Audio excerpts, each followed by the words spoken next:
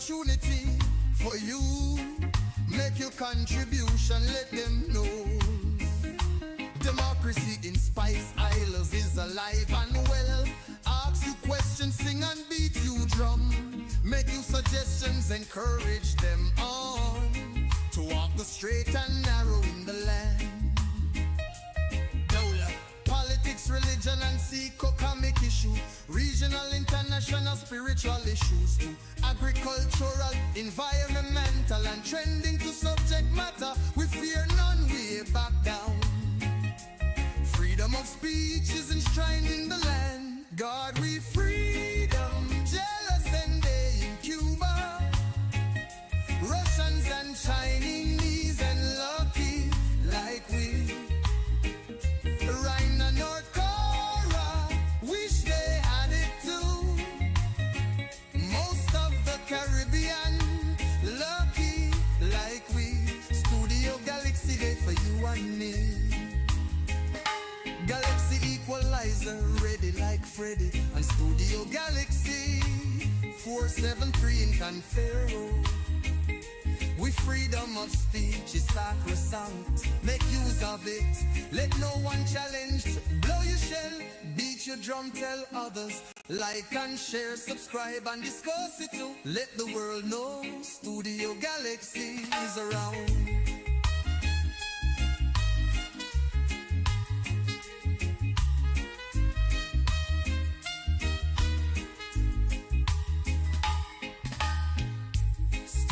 Galaxy in Confero, hope you know.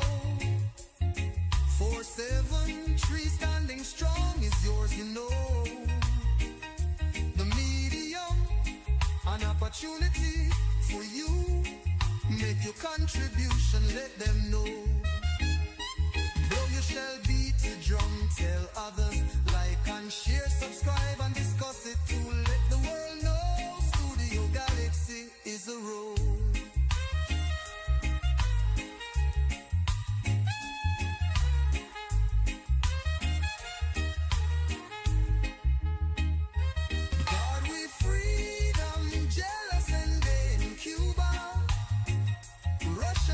Chinese and lucky like we. Rand and North Korea, wish they had it too. Most of the Caribbean, lucky like we. Studio Galaxy Day for you and me. Blow your shell, beat your drum, tell others. Like and share, subscribe and discuss it too. Let the world know Studio Galaxy is around.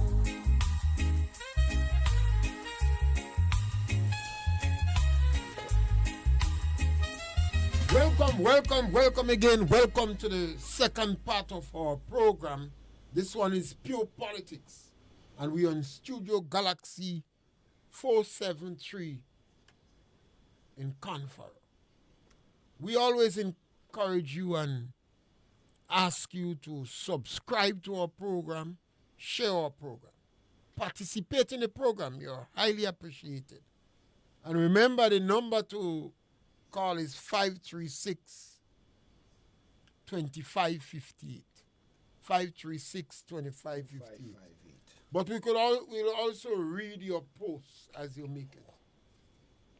And this morning and today we're looking at one of the political topics that we believe is important in any democratic society. The guardrails. You must have guardrails in a democratic society. When you're in China, you don't need guardrails. You need Xi Jinping. If Xi Jinping say you die, you die. Simple and straightforward. In Iran, in North Korea, in Russia. But for the democratic process, for the democratic system to work, you need guardrails. And all and sundry must know what are the guardrails. One of the guardrails in a democracy is freedom of speech, freedom of the press. Just as we here are able to establish Studio Galaxy and we could speak on any topic. If we cross the line, the government could sue us. Or individuals you speak about could sue you. Not because you have freedom. You could use that freedom you have to libel people. But you should not be intimidated by the government. So you have guardrails. And the topic today is Grenadians. Let not the guardrails fall. Let not the guardrail fall. What are the guardrails you have? And I said the first one is freedom of speech. Mm-hmm. In a democracy, it is considered as the fourth estate. Malcolm X questioned the fourth estate because he found out that multinational corporation and other interest group was seriously influencing the fourth estate. Malcolm X said they could turn a good man into a criminal and they could set a criminal free. In the United States, you hear about Fox and CNN. And there seems to be a clear attachment of these mega media to the Democrats and the Republicans. In Grenada here, we have radio station and media house that people feel is directly attached to political parties. But that is a guardrail. Because any media house could speak on issues. We cannot let the guardrails fail in our democratic system. We have a government that came into power under 3 years ago. And they met freedom of speech galore. Over 30 stations had license to operate radio stations. Well, technology is such that some radio stations are becoming obsolete. But in addition to that, we have social media. And remember, under Kit Mitchell and the NNP, we had the liberalization of the telecommunication network. So you have little studios like mine operating. You have Jenny Simon and Sheldon Scott. You have Ken Jones, and you have a number of other individuals, the riders, and you have other people operating. And some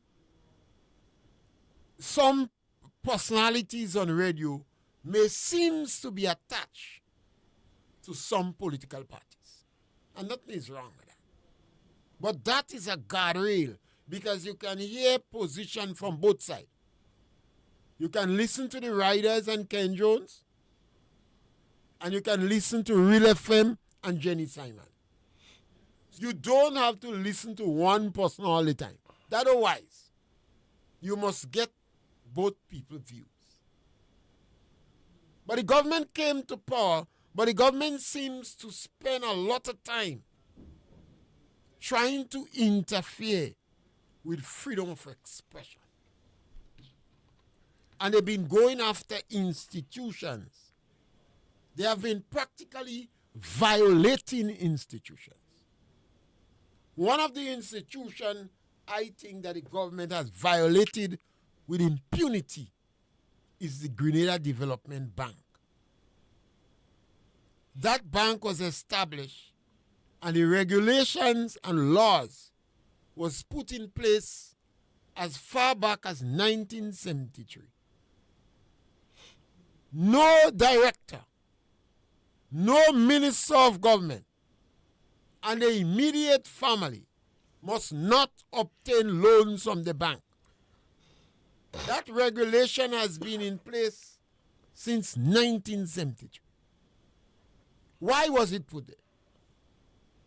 It was put there to close the door to corruption. Man is weak. I've been told since I was a little boy, to know a man, he must have free food and drinks. Some people are not drinking alcohol, getting drunk when he's free. Some people that don't like pork, licking the platter clean when there is in abundance. One individual say he had 3 appetites. He say he have the appetite at his home. Whatever they give him, he is content. He say he have an appetite for a respectable party. He say he doesn't content, but he does satisfy. He say the biggest appetite is maroon appetite. He can't satisfy. So man is weak.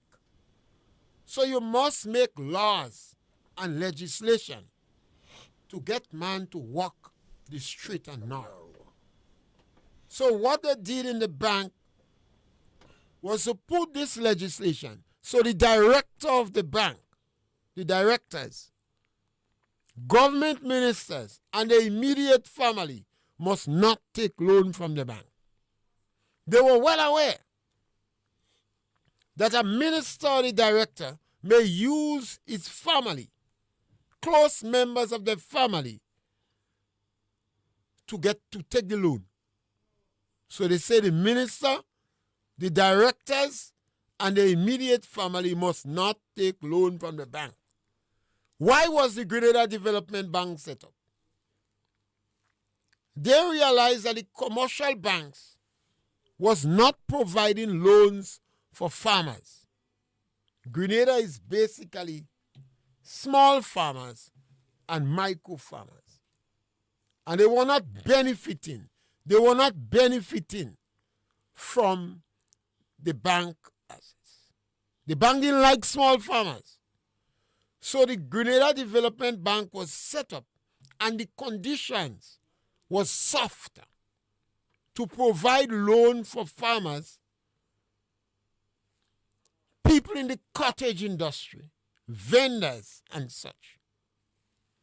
And that is why it was necessary to enact those legislation. It's not that the government ministers and the family would not have qualified, you know. They would have qualified because all of us is poor people. But they wanted to close the door to corruption. This government under Deacon Mitchell flaunted the law in the bank. They didn't change the law, you know. These individuals are criminals. They didn't change the law. They could have gone in parliament and amended the law.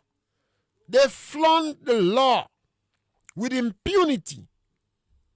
And they took massive loans in the bank. One individual I heard owed almost 3 million. The directors of the bank seems to have represented the interests of individuals who took loan with the bank and gave them back the collateral. I never heard that since my band days. They gave back the individuals the collateral that the bank held in case you were not able to meet your agreement. This is wrong. What is worse is the guardrail. What is the guardrail to protect the bank? One of the guardrails was the law, the regulation. The government flaunted the law with impunity. It was not Andy that was the prime minister, not Tevin Andrew, not Ron, not Kieran James, a lawyer. An individual who claimed that he is a successful lawyer. An individual who claimed that he had deep pockets and a lot of contacts. When consulted Grenadians on the ground, They say the majority of lawyers supporting Dick Mitchell. That is why he claimed that he have contacts. He flaunted the law with impunity. Because the fact that he was a lawyer, the Bar Association, the Attorney General should have called the individual and said, no, this is a conflict of interest. This is beneath your profession. This is going to question the quality of your character. You ought not to do that. The Bar Association ought to be a guardrail. The Attorney General had to be a guardrail. Richard Duncan had to be a guardrail. Why Richard Duncan had to be a guardrail? Richard Duncan is no ordinary public officer. He himself was the manager of a bank. He himself was well qualified to be the governor of the ECCB. He himself advocated walking the straight and narrow. Richard Duncan was given the job as the head of FROC during the NNP period. Some NNP bar. They say how Keith Mitchell and Gregory Bowen could give a known NDC, somebody who have no axe, who have axe to grind with NNP, to put him in charge of FROC. And I understand. They said, yes, it is better we put a known member of the opposition in charge of monitoring the NNP government finances. That was a whole different approach to management. And remember, I said, in the last 10 years, I said before on a different program, that was the best approach I saw to governance. So Richard Duncan was so respected by NNP, even if he was a vicious opponent of NNP, he was given the position to be in charge of FROC. And the laws, the discipline was legislated. So Richard Duncan, the Bar Association, the Attorney General, and others in Grenada had to nudge Dickon and say, you're breaking down the guardrail. We have to be very careful as a people. You know. If you destroy the guardrails, it could come back and haunt you. And where GDB was concerned, the Grenada Development Bank, that guardrail was contaminated. Look at what going on in the National Lottery. Because of what went on in GDB, the Grenada Development Bank, and Grenadians remained silent, and the guardrail was broken down. The corrupt atrocities that took place in National Lottery went on. One of the ministers felt so hot, he was so disturbed, he fired the manager of National Lottery. It is rumored on the ground that the Prime Minister ordered that firing be evoked. They take back, rescind, I like the word rescind, but take back sound more practical. They take back the fine and they continue to practice more corruption in National Lottery.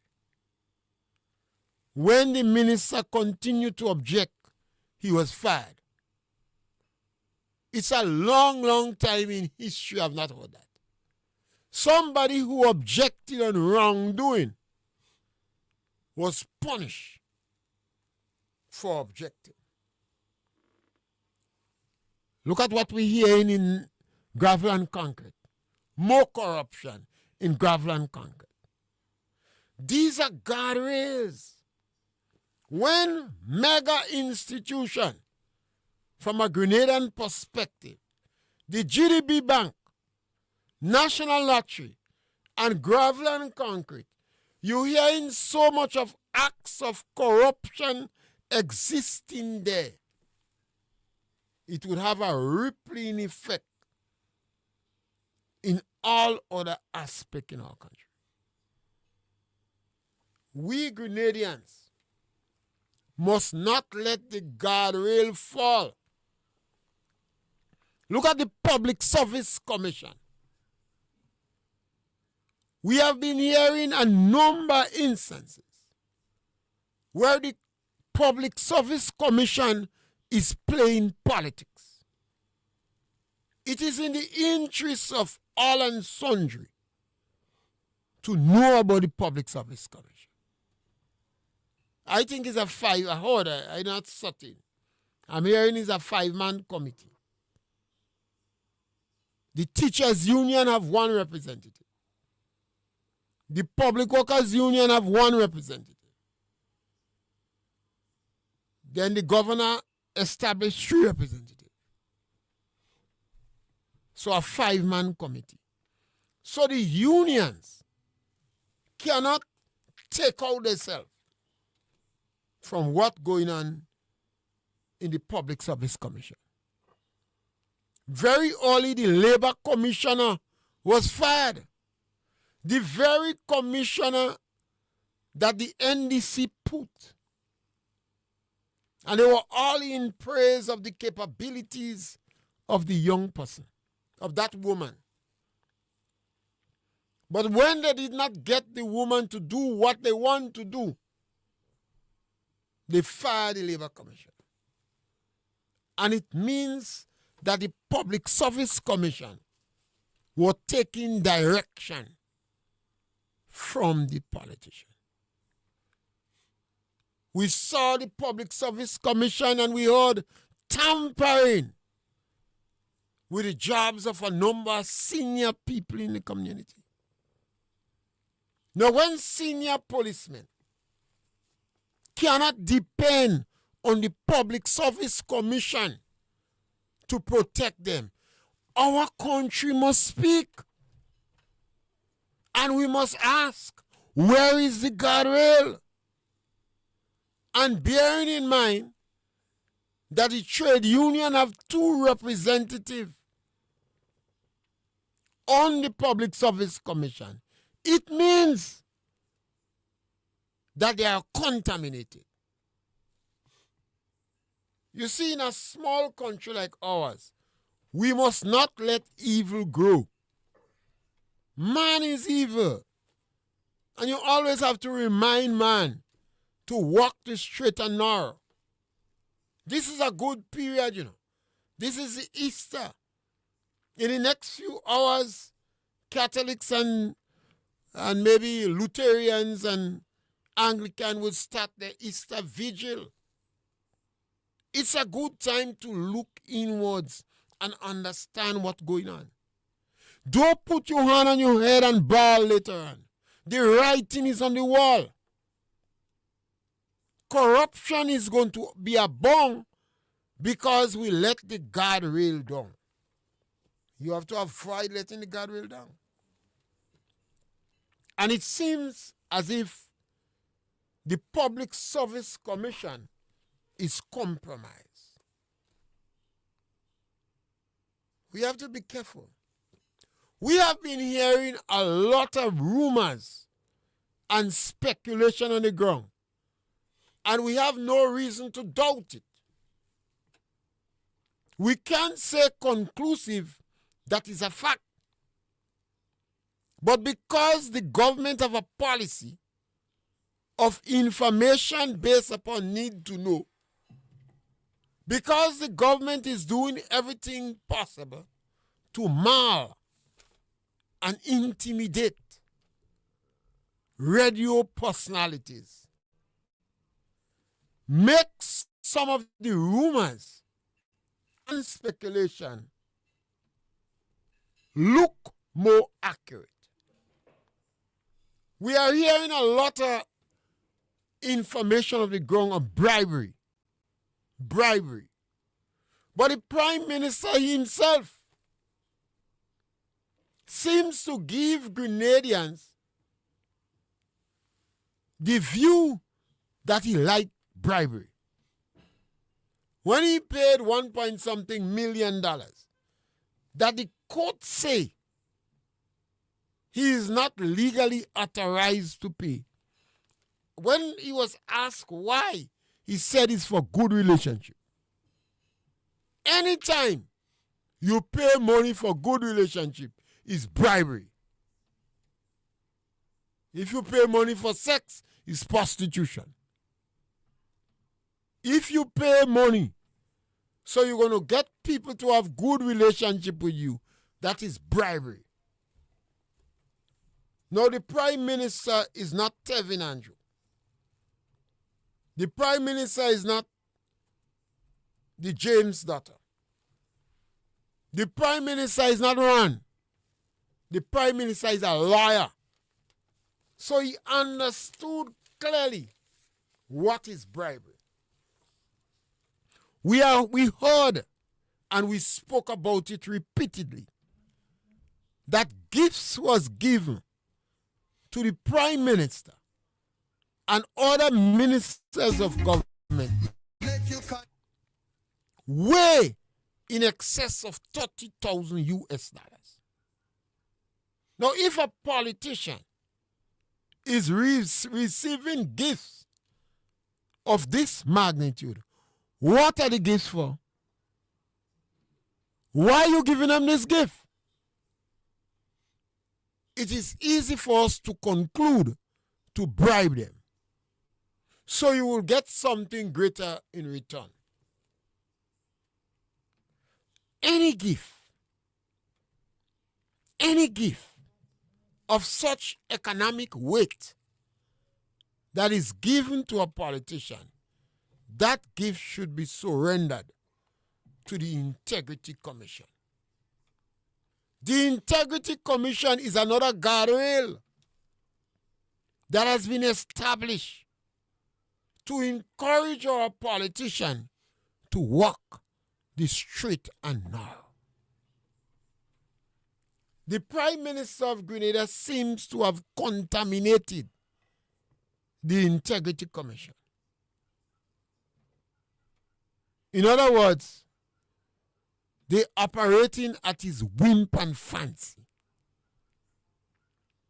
They are contaminated. They are of no use. They corrupt. And that is why the government could receive all these expensive gifts. And the Integrity Commission sees nothing wrong with that. We have heard stories where ministers cannot be bothered with reporting to the Integrity Commission. Our people have to speak up. The trade union seems to be contaminated. The Public Service Commission seems to be contaminated. The GDB Bank have been violated and flaunted. The National Lottery and Gravel and Concrete. The Chamber of Commerce, well, they never bother much with other people's business. The Chamber and the private sector generally are preoccupied with their profit. They only bother when they are one government, so they shouldn't pay tax. So one have to ask the question, what is the role of the Integrity Commission? Is it established to act as a rubber stamp to legalize illegality. Because if the government is accepting gifts and the Integrity Commission sees nothing wrong with that, then it is just another rubber stamp. We have said before that this government is perhaps the worst government we have ever selected in the country, or is definitely the most corrupt government since 1967. We did not select the revolutionaries, those who committed the coup d'etat and survived for 4.5 years. They were criminals. But it was not easy for us to ascribe to them corruption. They did what they did in the name of ideology. But we did not see glaring evidence that it was for personal benefit. This group of individuals we have here, all their role and actions is for personal benefit. The government set up a pension scheme. People call it by different name. We believe that the government is convinced that that scheme will bust. So they don't want to anger the judiciary. So they decide to bribe them. They want the judiciary to be indifferent. So while the judiciary is expected to benefit for the pension scheme, they do not have to contribute. That is one of the worst acts of corruption I see. Members of the judiciary should object. In the name of integrity and good character and independence of the judiciary, you were compelled to object. It doesn't mean that you could have stopped the government from doing it. But you should let the record show, in the name of morality and integrity and good governance, that you objected to that contaminant placed in front of you. History will never pardon it. It doesn't matter how intelligent you believe you are. People are going to always look at you as a corrupted bunch.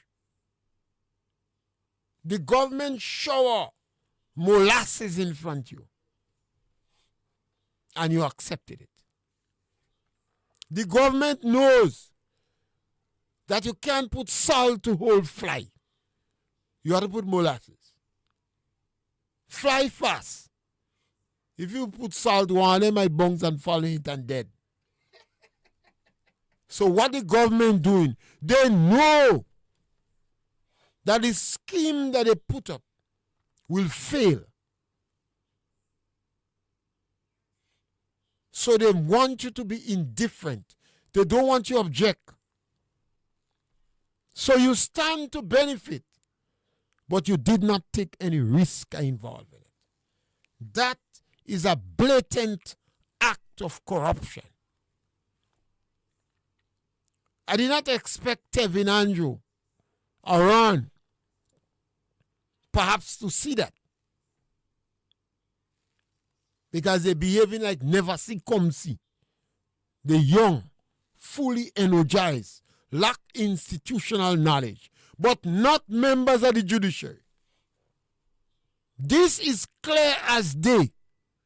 It's a gross act of corruption. How could we let our guardrails down? When Grenadians let the guardrails down, it will cause a rippling effect, and corruption will be abound in all sectors of the society. You heard me on very many occasions, in different medium, spoke about a third party directing our foreign policy. That, I believe, is an abomination. Grenada became independent 50 years ago plus. We were responsible for our internal economy or internal affairs since 1967. But 7th February 1974, we became totally independent. We were responsible for foreign affairs. We became member of the United Nations, the OAS, Pan American Health Organization, and a number of independent organizations that Montserrat can join today. We were responsible for external affairs. So we asked the question repeatedly, who is the third party directing our foreign affairs? We heard the foreign minister on the Samoa agreement crying out that this agreement contravenes the Constitution, evoking revolutionary fervor and speaking against it vehemently. We heard the Prime Minister establishing the fact that he did not study the document. He did not even read the document. And he was not able to respond to the document per se. So he responded to what a third party said, a priest from Trinidad, about it. That's when the Prime Minister said morality is a private thing. So who authorized the signing of the document? The government never recalled the ambassador. The foreign minister did not authorize the signing. One would have to assume that the Prime Minister did not authorize it, unless he was blatantly lying and deceiving the public in front of the foreign minister's face. Because the foreign minister evoked so much passion to speak, one would assume that there is a higher power than the Prime Minister in Grenada. And the Prime Minister of Grenada is just a rara. And a third party directs him on issues. When the Minister of Foreign Affairs was removed from the agenda to speak on Independence Time, it could well have been an after fact that some party direct the Prime Minister to remove the Foreign Minister to speak. We saw the emotion displayed on the media in interview when the Minister of Foreign Affairs had to speak on this issue. He preferred to fake choke.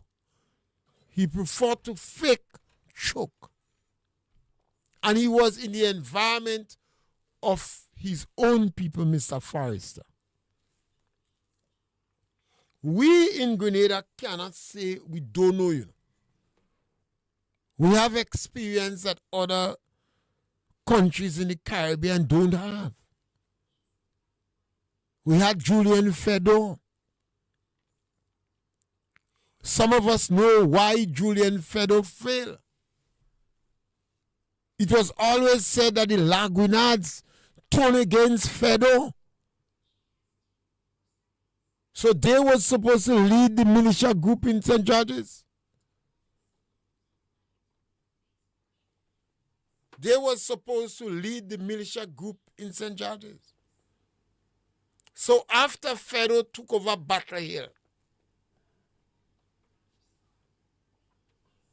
not Battle Hill, in Grenville, forgot the name. after he took it over, and he got word from St. George's that the Lagwin had stone on him, he realized he failed.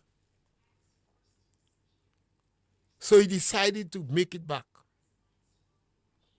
The Governor General then, Ninian Home, not the Governor General, the Governor. We didn't have Governor General yet. Governor General come after independence. Ninian Home was in Parklet. He afraid to go over the hills. Just as when Bishop come, Bishop afraid to go over the hills. He afraid to go assassinate him on the hill. So the Governor General decided, the governor then, Ninian Home, decided to go over the Belvedere. And Fedo hold him and kill him. Fedo and the group. We have had the conflicts of 1951. The British sent 2 battleships in Grenada to quell the trouble. We have had the problems for 1974 independence, brimstone and fire.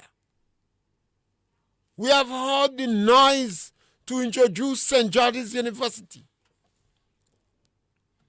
Then we had the 1979 overthrow, the coup d'etat. And 1983, we witnessed the carnage, the brutal execution of Maurice Bishop and several members of his cabinet, including pregnant Jacqueline Creff. So Grenada is no tin horn. We're supposed to know that we should not let the guardrails down. There was no one to speak up in 1983 when the 2 warring factions, the Codites and the Bishopites, had their guns drawn. There was no mediating voice in the country. The Bar Association don't have a history of settling any issue or interfering in any issue of national proportion. There were people who was praying for somebody to intervene. I remember some individuals believe the only 2 people in Grenada that could intervene in that conflict between the Bishopites and the Codites was Gloria Payne Banfield and another permanent secretary. She name always slipped from me. So why is it we watching the guardrails again in Grenada is failing? Why are we allowing the guardrails to fail? There are voices that could speak. Issues that's supposed to be settled without much fuss are turning to be mountains. Now, how in God's name could you support the top members of the government to be agents selling passports on the international market? That is a clear case of conflicts. If the Prime Minister, the Minister of Finance, Nazim Bok, Andrea, and others are agents selling passports, they are the powerhouse in NDC. Then who is going to do the check and balance? Who is going to say no? All of them so greedy for money. The Prime Minister cannot even rest in Grenada for 2 weeks. A man disagree with me. You know, I say, well, the Prime Minister can't stay in Grenada for 2 weeks. He tell me, no. Every 15, 16 days, he just come back. Not 2 weeks, man. He say, you're exaggerating. Every 15, 16 days, he just come back. From one section of the world to the others, Africa and the Middle East. Who is going to guard the guards? Why are we letting the guardrails fall in the country? I heard Jenny Simon repeatedly crying out about the issue with the water in Grenada, in Carriacou. Warning the government that if you don't do something now, when the dry season coming in, we're going to have problem for water in Carriacou. It seems the government is so preoccupied with their personal cause that they don't have time to do the political work. They contaminate the public officers, the public service, and they have to micromanage, and they don't have the skills or the time. They don't even have time to learn on the job. So we come into the end of April. June too soon. July standby. August commit must. September remember. October all over. Although the weather system is changing, but the rainy season starts in June. Why we have so much people in Carriacou still? Houses that was not addressed. The question was not money, because you got $118 million.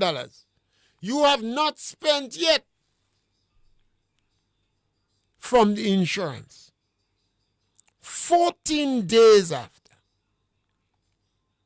Yes, we are aware of the fact that you all were political neophytes. But even that is the case, one would expect a better performance, even if you was just secondary school children. Have we abandoned the guardrails? Have we abandoned the guardrails? Where are the individuals in Grenada who was preoccupied with accountability and transparency and good governance? They was walking around making mountain out of molehills in the previous government time. Where are they? They have a role in the community. These people kept the NNP on their toes to the extent that discipline was legislated. Government legislate discipline. And as a result of the legislation of economic discipline, for the first time in history, this government came to power and was satisfied with the economic power of the Treasury. They say the Treasury pregnant. They laugh, they jump up, they smile. This took place because of the power of frack. Richard Duncan led it on some occasion. And the government legislate discipline and the humility, the frugal lives that the previous government led. The freedom of the press, the readiness they had to interact with the public, providing information. They were prepared to walk the straight and narrow. And as a result of that, you were left with a pregnant treasury, a very high-performing Ministry of Finance. The police was well respected throughout the Caribbean for the high rate of solving crime, the manner in which they were able to handle conflict, and government pharmacies and other ministries starting to be more productive. This government came into power and started to contaminate the institutions. Every aspect of life was touched. Where are the guardrails? Grenadians, let not the guardrails fail. When the guardrails fail in your country, you have more social decadence. You have corruption, a rippling effect downwards. If your leaders are so callous, so indifferent to practicing corrupt acts, then what is going to happen to us as a people? Where will it end? Throughout the creek and cranny of Grenada, you're hearing accusation of corrupt individuals. In the democratic process, we are responsible. I'm hearing some stories about the electoral office now. I can't believe some stories of the electoral office. The government felt it was necessary to change the public officer that was in charge there and bring in another person who is perceived to be their man. Why didn't you take a cue from NNP? NNP had Richard Duncan, a known individual who would never support NNP, in charge of FRAC. Because they wanted it to be accountable. They say, yes, we want to do right. You want to do right. So we're not afraid to put our enemy in charge of the economic discipline. That's a government that wants to do right. The NDC want to do wrong. They're planning to do wrong. How do you justify the quantity of lies told by this government? How do you live with it? Those lies are so glaring that even if you're blind, you could see them coming. They have been done with so much regularity that the governments now have to be considered as habitual liars. Why is it the Prime Minister and more of his ministers are telling so much lies? The Prime Minister is a lawyer. He's a man of high learning. And he knows it is against the law to lie. Yet, the man have to be considered pathological, a pathological liar, a habitual liar. Every time. There's so much evidence and clips are being played. And they still lying. You saw the Minister of Agriculture with the poor farmers. They still lying. Where are the guardrails? Where are the individuals before that was jumping up for the farmers? These farmers need solidarity. Where are those farmers that are prepared to provide solidarity for the Rastafarians and the other individuals who are working in Maribor? Where are they?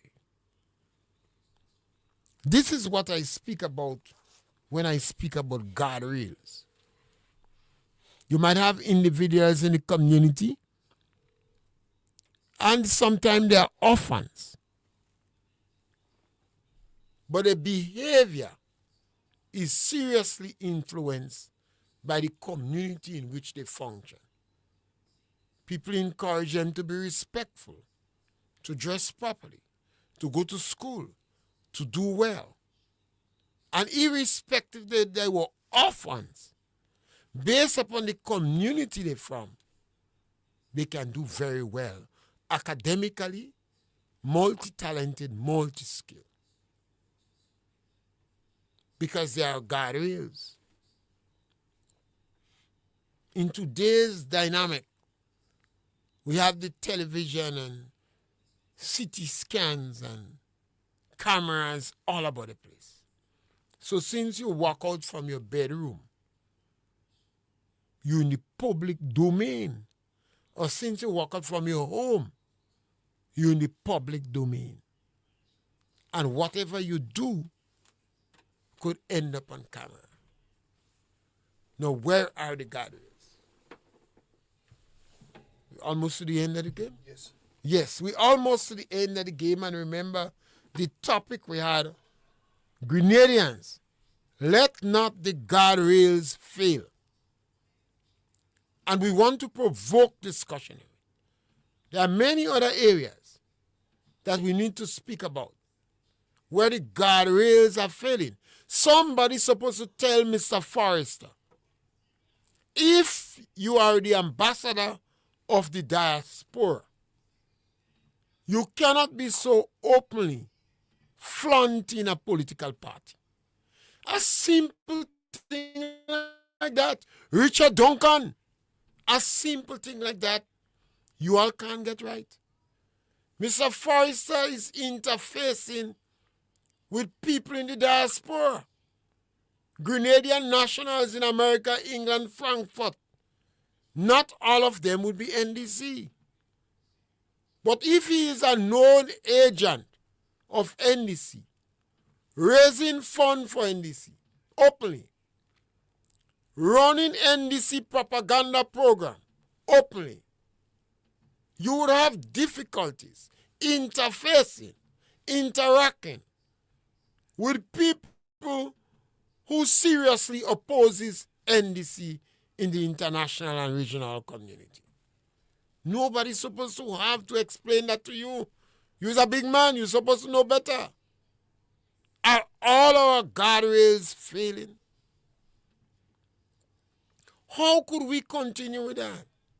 Some of the utterances from NDC, utterances that is promoting classism, demeaning language, insulting language. Where are our guardrails? The open intimidation of Jenny Simon and others. Where are our guardrails? And it's in this vein, I appeal to Grenadians. Let not the guardrail fail, because all of us would have to stand the consequences. And once again, we encourage you to share our program. And remember, we provoke discussion. We need to question. We need to ask things. We need to discuss it. So like, share our program, and subscribe to our program. And now, thank you very much. Welcome to Studio Galaxy 473 in Confer. We highly appreciate your contribution, your participation, and your involvement. We encourage you to like, to share, and to subscribe to our program on Studio Galaxy. Sometime you will meet the Galaxy Equalizers, particularly on Saturday. We have an agricultural program. We are convinced that we could make a difference. We could do better. And we want to solve to provoke discussion, to get the farmers to start to lobby the stakeholders and to arouse some interest in the farmers and to make them realize that in Grenada, because we have the most landowners in the region, we are freehold, we can do much better and be much productive. And then we have a program we call Pure Politics. The democratic process in Grenada is free and fair. And we have to encourage people to be tolerant, to be inclusive, to exchange ideas, and to challenge those who in authority to walk the straight and narrow. Thank you very much for your participation. Remember to subscribe and share our program. Thank you.